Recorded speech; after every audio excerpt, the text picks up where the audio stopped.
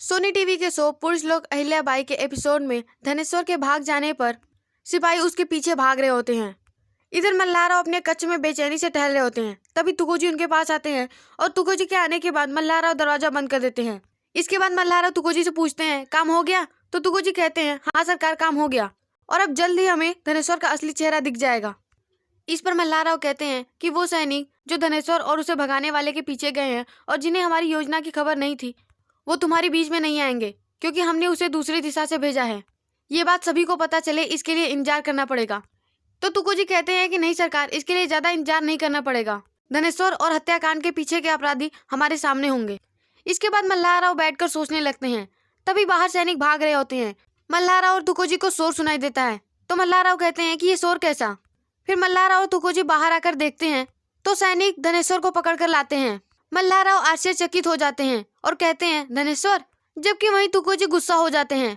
मल्हारराव के इशारे पर सैनिक उसे ले जाते हैं और कारावास में डाल देते हैं। कारावास में सैनिक धनेश्वर को बेड़ियां पहना रहे होते हैं। तो धनेश्वर मल्हारराव से कहता है कि मैं नहीं जानता सरकार, वो मुझे कैसे भगा कर ले गया और कौन था, मैं इस बारे में कुछ नहीं जानता और मैं जानना भी नहीं चाहता। अगर अपराध मैंने किया है तो सजा भी मैं ही भुगतूंगा। सरकार, घोड़ी से चढ़कर जब मैं कुछ दूर गया तो मेरी अंतरात्मा ने मुझे आवाज दिया कि मैं आज अपनी सजा से तो भाग जाऊंगा, लेकिन अपने आप से कब तक भागूंगा, इसीलिए मैं वापस आ गया। मुझे मौत दे दीजिए सरकार, मुझे मौत दे दीजिए। ये कहकर धनेश्वर अपनी मौत की भीख मांगने लगता है। फिर मल्हारराव इशारा करते हैं और सैनिक उसे लेके चले जाते हैं। धनेश्वर के जाने के बाद मल्हारराव तुकोजी से कहते हैं, इतनी बड़ी योजना के बावजूद कोई परिणाम नहीं निकला।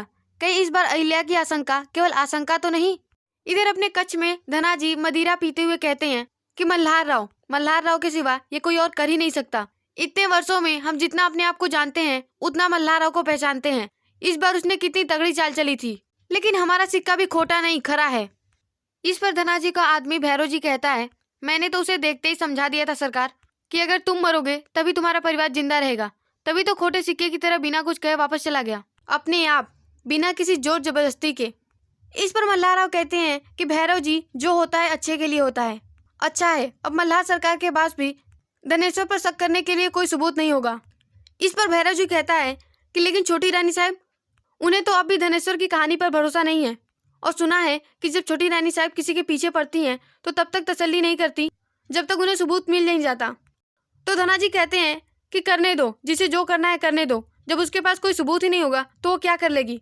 वैसे भी 3 दिन बाद धनेश्वर को सजा हो रही है, उसके राग से सबूत निकालेगी क्या अहिल्या? इधर तुकोजी मल्हारराव से कहते हैं कि इस बार हमारी सोच और हमारी योजना से काम नहीं हुआ।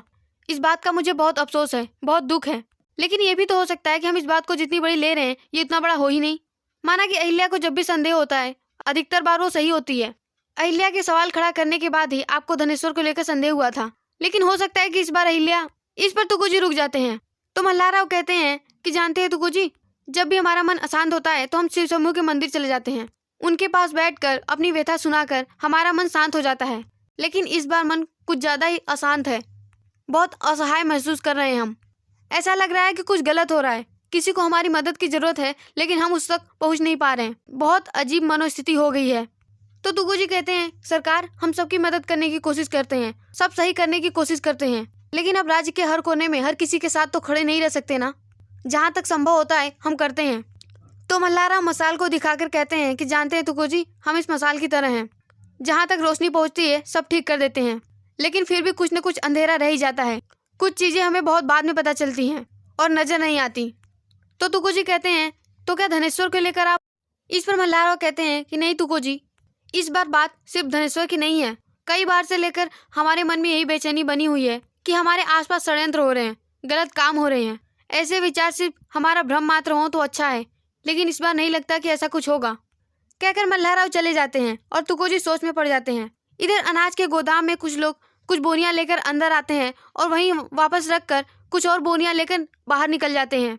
दूसरी तरफ रकमा बानाबाई से कहती है कि मुझे तो पता भी नहीं चला, अक्का साहब ने सब कुछ चुपचाप करवा दिया।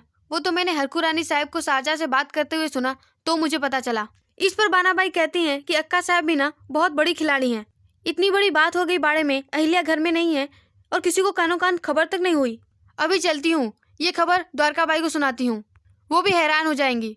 इधर गौतमा बाई खाना देखने के बाद दासियों से कहती हैं कि कितनी बार कहा है जितने की जरूरत रहे उतना ही खाना बनाया करो। इस तरह खाना फेंकना मुझे पसंद नहीं।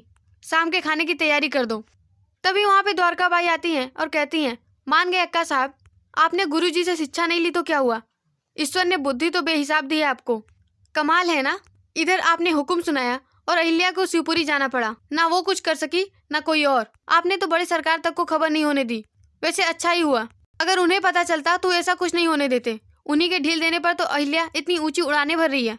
लेकिन आप भी कम नहीं है, आपने उसे उसकी असली जगह दिखाई दी। आपने उसे दिखा दिया कि वो कितना भी कुछ क्यों न कर ले, आखिरी बार तो सासूबाई की होती है। गौतमा बाई दासियों को बाहर भेजती हैं, फिर द्वारका बाई से कहती हैं, द्वारका बाई साहब, आपकी बातों से तो ऐसा ही लगता है कि मैंने बहुत बड़ा तीर मारा है और इसके लिए मुझे बधाई देने की जरूरत है।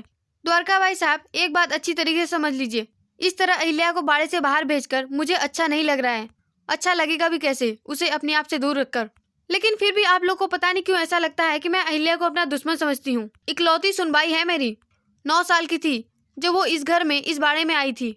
तब से पाला है मैंने उसे अपने बच्चे की तरह। लेकिन फिर भी आप लोग को लगता है कि उसकी इच्छाओं को मारकर, उसे इस तरह दूर रखकर मुझे बहुत मजा आता है, आनंद मिलता है। मैंने उसकी आंखों को देखा था। जब मैंने उसे जाने को कहा तो एक शब्द नहीं कहा उस लड़की ने, लेकिन उसकी आंखें, मानो उसकी आंखें कह रही थी कि सासूबाई मत भेजिए मुझे इस तरह। एक बार सोचिए अपने फैसले के बारे में।